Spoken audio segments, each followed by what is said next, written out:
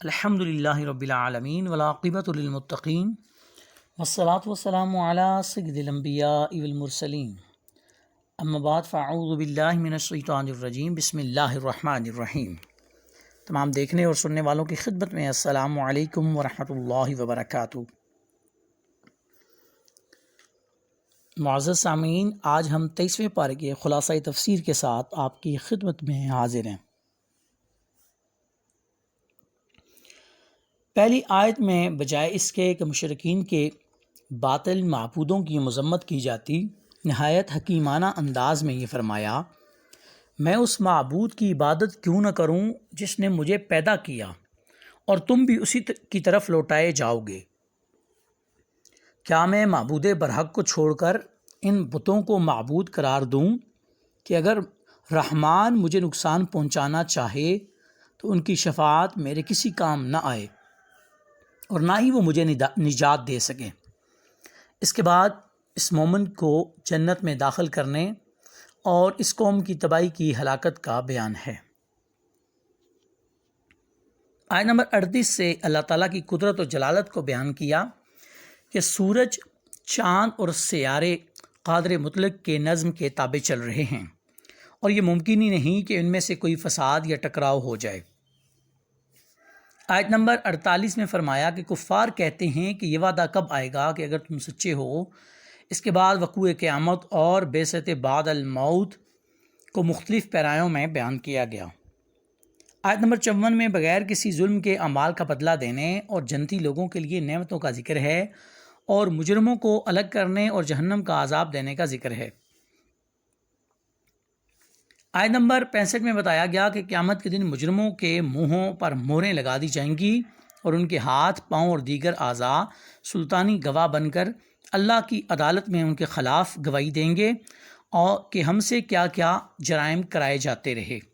آیت نمبر 68 میں بتایا کہ جسے ہم لمبی عمر دیتے ہیں تو ہم اس کی جسمانی بناوٹ کو ابتدائی حالت کی طرف الٹ دیتے ہیں، یعنی ایسی لمبی عمر کی دعا مانگنی چاہیے جس میں انسان کی عقلی، علمی، فکری اور جسمانی قوت سلامت رہے۔ 78 سے منکرین آخرت کے اس عقلی سوال کا ذکر فرمایا کہ جب انسان مر جائے گا اور ہڈیاں تک بوسیدہ ہو جائیں گی تو دوبارہ کون زندہ کرے گا، اور پھر جواب دیا کہ دوبارہ بھی وہی خالق تبارک و تعالی زندہ کرے گا کہ جس نے بغیر کسی نام و نشان کے پہلے پیدا کیا تھا، حالانکہ اب کوئی ذرہ خاک یا راکھ موجود ہے۔ مزید فرمایا کہ اللہ تعالیٰ جب کسی چیز کا ارادہ کرتا ہے تو فرماتا ہے کن، یعنی ہو جا، تو وہ چیز وجود میں آ جاتی ہے۔ کن کہنا بھی ضروری نہیں ہے، صرف اللہ تعالیٰ کا ارادہ کافی ہے۔ اس کے بعد سورۃ الصافات کا آغاز ہوتا ہے۔ سورہ صافات مکی صورت ہے، ترتیب مصحف کے اعتبار سے 37ویں، جبکہ ترتیب نزول کے اعتبار سے 56ویں صورت ہے۔ اس صورت کی وجہ تسمیہ پہلی آیت میں الصافات کا مذکور ہونا ہے۔ اس صورت کے شروع میں فرشتوں کی مختلف جماعتوں کی قسم کھا کر اللہ تعالیٰ نے اپنی وحدانیت کا ذکر فرمایا ہے۔ پہلے شیطان کا داخلہ عالم بالا کی طرف ہوتا تھا، مگر آیت نمبر 10 میں بتایا کہ اب اس کا داخلہ عالم بالا میں بند ہے اور اگر وہ ادھر کا رخ کرے تو اس پر آگ کے انگارے برسائے جاتے ہیں۔ آیت نمبر 22 سے منکرین آخرت کی بے بسی کا ذکر ہے کہ وہ سرنگوں ہوں گے، ایک دوسرے کی مدد نہیں کر پائیں گے اور سب داخل عذاب ہوں گے، کیونکہ جب انہیں دنیا میں دعوت توحید دی جاتی تھی تو وہ تکبر کی بنا پر اسے رد کر دیتے تھے۔ آیت نمبر 40 تا 49 میں اللہ تعالیٰ کے برگزیدہ بندوں کو آخرت میں عطا کی جانے والی نعمتوں کا ذکر ہے کہ انہیں عمدہ میوے ملیں گے، وہ جنت میں اعزاز و اکرام کے ساتھ ایک دوسرے کے مقابل مسندوں پر بیٹھے ہوں گے، سفید اور لذیذ شراب طہور کے جام گردش میں ہوں گے جن سے نہ درد سر ہوگا نہ ہوش اڑیں گے، پیکرے شرم و حیا حوریں ہوں گی اور وہ بلند مقام سے جہنمیوں کا مشاہدہ کر رہے ہوں گے۔ آیت نمبر 62 سے جہنمیوں کی کیفیت کو بیان کیا کہ شیطان کے سروں کی طرح دوزخ کی جڑ سے پیدا ہونے والا زقوم تھور کا درخت ان کی غذا ہوگا، پھر انہیں جہنم کا کھولتا ہوا پانی پلایا جائے گا۔ اس کے بعد آیت نمبر 75 سے طوفان نوح سے نوح علیہ السلام کے ساتھ سالے مسلمانوں کی نجات پانے اور سرکشوں کے ڈبوئے جانے کا ذکر ہے۔ آیت نمبر 83 سے حضرت ابراہیم علیہ السلام کا واقعہ ایک بار پھر مذکور ہوا ہے کہ آپ قوم کے ساتھ میلے میں نہ گئے اور ان بتوں کو پاش پش کر دیا، اور انہوں نے آگ کا ایک الاؤ تیار کر کے ابراہیم علیہ السلام کو اس میں ڈال دیا۔ اللہ تعالیٰ نے فرمایا کہ ہم نے ان کی تدبیر کو ناکام بنا دیا۔ اس کے بعد اسماعیل علیہ السلام کی بشارت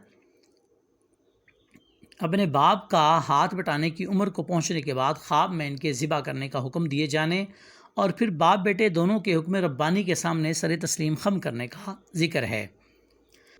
آیت 105 میں فرمایا کہ ابراہیم علیہ السلام نے اپنا خواب سچ کر دکھایا، اور اسماعیل علیہ السلام کے فدیے کے طور پر غیب سے نمودار ہونے والے ایک مینڈے کے ذبح کیے جانے کا ذکر ہے، جسے قرآن نے ذبح عظیم قرار دیا۔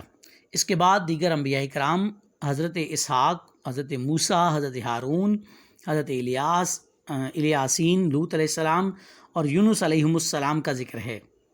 یونس علیہ السلام کے قوم سے بھاگ کر کشتی میں سوار ہونے، پھر قرآن اندازی کے ذریعے ڈولتی ہوئی کشتی سے دریا میں ڈالے جانے، اور پھر مچھلی کے نگل جانے کا ذکر ہے، اور اللہ کی شان اعجاز کہ انہیں مچھلی کے پیٹ میں سلامت رکھا، اور ان تمام مراحل میں وہ اپنی خطائے اجتہادی پر اپنے آپ کو ملامت کرتے رہے۔ پھر انہوں نے توبہ کے ارادے سے یہ تسبیح پڑھی، لا الہ الا انت سبحانک انی کنت من الظالمین۔ اللہ عز و جل نے فرمایا اگر وہ یہ تسبیح نہ پڑھتے تو قیامت تک مچھلی کے پیٹ میں رہتے۔ پھر اللہ تعالیٰ کے حکم سے مچھلی نے انہیں ساحل پر اگل دیا۔ وہ بیمار تھے، اللہ تعالیٰ نے ان کی حفاظت کے لیے لوکی کی ایک بیل کو اگا کر ان پر سایہ فگن کر دیا۔ قرآن نے یہ بھی بتایا کہ وہ 1,00,000 سے زیادہ لوگوں کی طرف رسول بنا کر بھیجے گئے تھے۔ آیت نمبر 149 سے مشرکوں کی عجیب فطرت کا ذکر ہے کہ وہ اپنے لیے بیٹوں کی تمنا کرتے ہیں اور اللہ کی طرف بیٹیوں کی نسبت کرتے ہیں، یعنی وہ فرشتوں کو اللہ کی بیٹیاں کہتے تھے، اور وہ اللہ کی طرف جھوٹ پر مبنی اولاد کی نسبت کرتے تھے، حالانکہ اللہ اس سے پاک ہے۔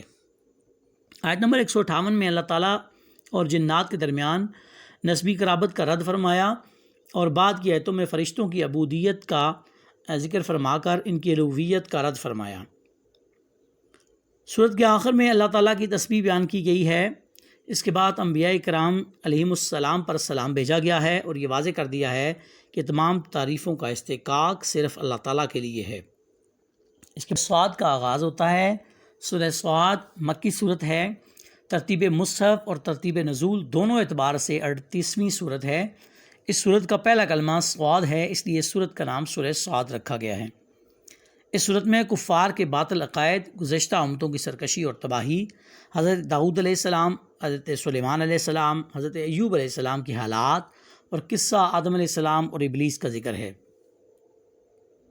اس صورت کی ابتدا میں قرآن کی قسم کھا کر فرمایا کہ کافر تکبر اور مخالفت میں پڑے ہوئے ہیں۔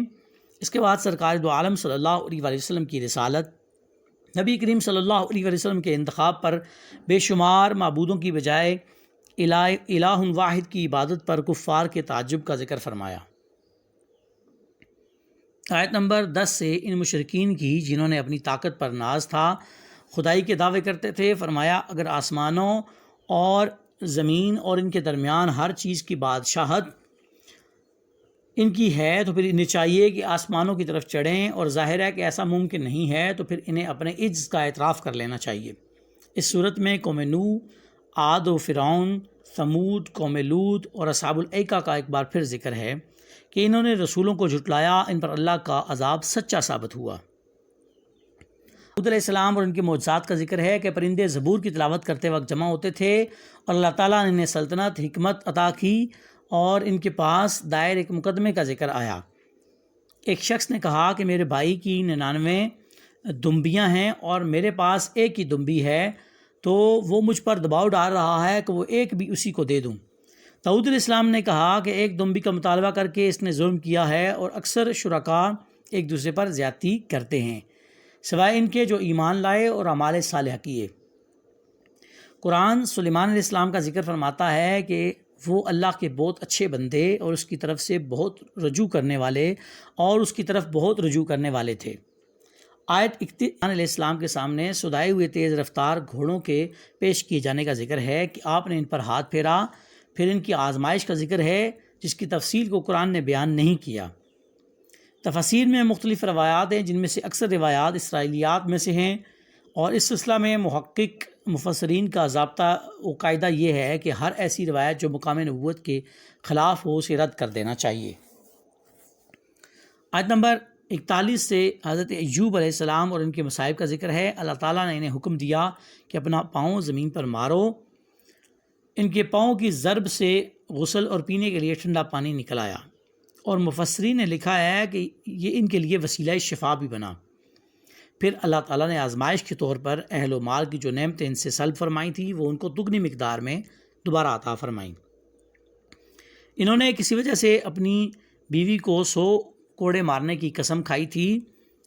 اللہ تعالیٰ نے اس قسم سے بری ہونے کے لیے ان کو یہ تدبیر بتائی کہ 100 تنکوں کا ایک جھاڑو بنا کر ایک ضرب لگائیں تو یہ قسم پوری ہو جائے گی۔ اللہ تعالیٰ نے فرمایا کہ ایوب علیہ السلام صابر تھے، اللہ کے پیارے بندے تھے اور اس کی طرف بہت رجوع کرنے والے تھے۔ مفسرین نے ایوب علیہ السلام کے مصائب کے حوالے سے بہت سی اسرائیلی روایات نقل کی ہیں۔ اللہ کے نبی کی طرف منسوب ہر اس بات کو رد کر دینا چاہیے جو مقام نبوت کے شایان شان نہ ہو۔ اگلی آیت میں علیہ السلام اور ان کی اولاد امجاد انبیاء کا ذکر ہے۔ یہ سب اللہ کے چنیدہ اور پسندیدہ بندے تھے۔ آیت نمبر 49 سے اہل تقویٰ کے لیے جنت کی نعمتوں کا ذکر ہے اور جہنمیوں کے لیے عذاب کی مختلف صورتوں کا ذکر ہے کہ ان کو پینے کے لیے کھولتا ہوا پانی اور جہنمیوں کے زخموں کی پیپ دی جائے گی، جبکہ اہل جنت کے طرح طرح کے پھل اور شراب طہور ملے گا۔ آیت 71 سے آدم علیہ السلام کی تخلیق، تمام فرشتوں کے انہیں سجدہ کرنے اور تکبر کی بنا پر شیطان کے سجدے سے انکار کرنے کا ذکر ہے۔ آیت 75 میں بتایا کہ اللہ نے شیطان سے جواب طلب فرمایا کہ آدم علیہ السلام کو میں نے اپنے دستے قدرت سے بنایا، تو تمہارے اس کو سجدہ کرنے سے کون سی چیز مانے ہوئی؟ تو نے تکبر کیا یا پہلے ہی تو تکبر کرنے والوں میں سے تھا؟ شیطان نے کہا کہ میں آدم سے افضل ہوں، میرا مادہ تخلیق آگ ہے، آدم علیہ السلام کے مادہ تخلیق مٹی سے افضل ہے۔ اللہ نے فرمایا تو مردود ہے، جنت سے نکل جا اور قیامت تک تجھ پر میری لعنت ہے۔ اس سے معلوم ہوا کہ اپنی خطائے اجتہادی کو تسلیم کرنا اور اس پر اللہ سے معافی مانگنا آدم علیہ السلام کی سنت ہے، اور اپنی معصیت پر ڈٹ جانا اور اس کو درست ثابت کرنے کے لیے دلیل کا سہارا لینا یہ ابلیس کا شعار ہے۔ اگلی آیات میں یہ بتایا کہ شیطان کو قیامت تک کے لیے مہلت دی گئی۔ اس نے عہد کیا ہے کہ میں اللہ کے مخلص بندوں کے سوا تمام اولاد آدم کو گمراہ کروں گا۔ اس کے بعد سورہ زمر کا آغاز ہوتا ہے۔ سورہ زمر مکی صورت ہے، ترتیب مصحف کے اعتبار سے 39ویں، جبکہ ترتیب نزول کے اعتبار سے 59 نمبر پہ یہ صورت آتی ہے۔ اس صورت کی آیت نمبر 71 اور 73 میں زمر کا لفظ آیا ہے، اس لیے اس کا نام الزمر رکھا گیا ہے۔ اس صورت میں اللہ تعالیٰ کی توحید کا اثبات اور مشرکین کے شبہات کا ازالہ کیا گیا ہے۔ قرآن کی جلالت و عظمت اور مومنین کے اوصاف کا ذکر ہے، قیامت کے وقوع اور حساب و کتاب کا ذکر ہے۔ اس صورت کی ابتدا میں حکم فرمایا گیا کہ دین کو اللہ کے لیے خالص کرو۔ مشرک یہ کہتے کہ ہم اپنے معبودوں کی عبادت اس لیے کرتے ہیں کہ وہ ہمیں اللہ کے قریب کر دیں۔ اللہ نے فرمایا وہ جھوٹے، کافروں کو ہدایت نہیں دیتا۔ آیت نمبر 4 میں اللہ تعالیٰ کے لیے بیٹا ثابت کرنے والوں اور اللہ کا اولاد سے پاک ہونے کا ذکر ہے۔ آیت نمبر 5 سے ایک بار پھر اللہ تعالیٰ کی قدرت کا ذکر ہے کہ اس نے آسمانوں اور زمینوں کو پیدا کیا، گردش لیل و نہار کا نظام بنایا اور سورج اور چاند کے لیے اپنا اپنا مدار اور منزلیں مقرر کیں۔ تمام انسانوں کو ایک جان یعنی آدم علیہ السلام سے پیدا کیا اور انہی سے ان کا جوڑا پیدا کیا، اور وہی ہے جو ماں کے پیٹ میں تہ در تہ ظلمتوں میں جنین کی پرورش کرتا ہے۔ آیت نمبر 7 میں فرمایا کہ اللہ تعالیٰ کو کسی کی ناشکری کی کوئی پرواہ نہیں ہے، وہ اپنے بندوں کے لیے ناشکری کو ناپسند اور شکر کو پسند فرماتا ہے۔ آیت نمبر 8 سے ایک بار پھر انسان کی فطری خود غرضی کو بیان کیا گیا ہے کہ وہ نعمت ملے تو رب کو بھول جاتا ہے اور اللہ کے ساتھ شریک ٹھہراتا ہے۔ آیت نمبر 9 سے اللہ تعالیٰ نے فرمایا کہ عالم اور جاہل برابر نہیں ہو سکتے، جو اپنی راتوں کو سجدہ اور قیام میں گزارے آخرت کے عذاب سے ڈرتا رہے اور اللہ کی رحمت پر یقین رکھے، ان کا مرتبہ بلند ہے۔ تعلیم امت کے لیے رسول اللہ صلی اللہ علیہ وآلہ وسلم کو فرمایا کہ آپ کہیے کہ مجھے خالص اللہ کی عبادت کا حکم دیا گیا ہے، مجھے سب سے پہلا مسلمان بننے کا حکم دیا گیا ہے اور میں اپنے دین اور عبادت کو اللہ کے لیے خالص کرتا ہوں۔ آیت نمبر 21 میں ایک بار پھر اللہ کی قدرت اور جلالت کا بیان ہوا ہے کہ اس نے آسمان سے بارش برسائی، زمین میں چشمے جاری کیے، رنگ برنگی فصلیں اگائیں، پھر جب فصل پک کر زرد ہو جاتی ہے تو اس کو چورا چورا کر دیتا ہے۔ اس میں عقل والوں کے لیے نصیحت ہے۔ آیت نمبر 10 سے مومنین کو تقوی پر کاربند رہنے اور رکاوٹ کی صورت میں اللہ تعالیٰ کی زمین کے وسیع ہونے اور مصائب و آلام پر صبر کرنے والوں کے لیے بے حساب اجر و ثواب کا ذکر ہے۔ آیت نمبر 15 سے غیر اللہ کی عبادت کرنے والوں کے لیے عذاب شدید اور بتوں کی عبادت سے اجتناب کرنے والوں اور اللہ کی طرف رجوع کرنے والوں اور اچھی بات سن کر پیروی کرنے والوں کو بشارت دینے اور ہدایت کا ذکر ہے۔ آیت نمبر 22 میں فرمایا کہ اللہ جس کے سینے کو اسلام کے لیے کھول دیتا ہے تو وہ اپنے رب کی طرف سے نور ہدایت پر قائم رہتا ہے۔ آیت نمبر 23 میں قرآن مجید کی اثر آفرینی کو بیان کیا ہے کہ یہ ملتے جلتے مضامین پر مشتمل بہترین کلام ہے جسے بار بار دہرایا جاتا ہے۔ جن کے دلوں میں خشیت الہی ہے اسے سن کر ان کے بدن کے رونگٹے کھڑے ہو جاتے ہیں، ان کے جسم اور دل اللہ کی یاد کے لیے نرم ہو جاتے ہیں۔ آیت نمبر 27 سے فرمایا ہم نے نصیحت کے لیے اس قرآن میں ہر قسم کی مثالیں بیان کی ہیں۔ یہ قرآن عربی میں ہے اور اس میں کوئی کجی نہیں ہے۔ اللہ تعالیٰ دو شخصوں کی مثالیں بیان فرماتا ہے، ایک وہ جو کئی متضاد خیالات لوگوں کی غلامی میں ہے، اور دوسرا وہ جو صرف ایک شخص کا غلام ہے۔ کیا دونوں برابر ہو سکتے ہیں؟ یعنی جو اللہ وحدہ لا شریک کا بندہ ہے اس کا قلب ایمان اور ایقان اور نور ہدایت کی نعمت سے معمور ہوگا اور اسے صرف ایک مالک کو راضی کرنا ہے۔ یہ مومن کامل ہے، اور مشرک جو باطل معبودوں کا پجاری ہے وہ تشکیک اور وہم میں مبتلا ہے اور اسے سجائی نہیں دیتا کہ وہ کس معبود کو راضی کرے اور کس کو ناراض۔ آیت 29 سے سب پر موت طاری ہونے کا بیان ہے۔ آیت نمبر 60 میں اللہ تعالیٰ پر جھوٹ باندھنے والوں کے چہرے سیاہ ہونے اور آیت نمبر 61 میں متقین کی کامیابی اور نجات کا ذکر ہے۔ آج ہم نے آپ کے سامنے 23ویں پارے کے مضامین کو بیان کیا ہے۔ اللہ رب العالمین کی بارگاہ میں دعا ہے کہ ہم سے کوئی غلطی اور کوتاہی ہو گئی ہو تو اپنے فضل، اپنے کرم اور اپنی رحمت سے معافی عطا فرمائے۔